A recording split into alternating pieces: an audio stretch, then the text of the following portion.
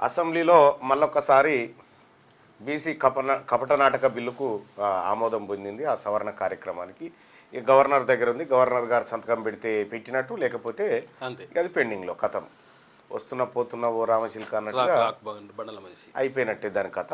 నిన్న తూతు మంత్రం కాదు కార్యక్రమం తెలుసు కదా, ఇక దాని గురించి పెద్దగా మనం పాలాభిషేకాలు ఇంకొకటి మాట్లాడుకోవాల్సిన టైం లేదు. కానీ మళ్ళీ బుక్క గులాల బ్యాచ్ కూడా మళ్ళా ఇక అయిపోయింది, వచ్చింది అనేటువంటి పరిస్థితి రాకుండానే అయిపోయింది.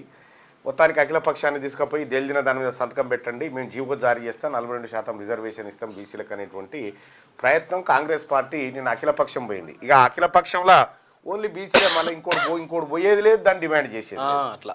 నిన్న పోయినటువంటి వాళ్ళలో బీసీలే పోవాలిగా, మళ్ళీ ఓ రెడ్డి గారు పోయేది లేదు, గవర్నర్ మీద ఒత్తిడి తెచ్చేది లేదు.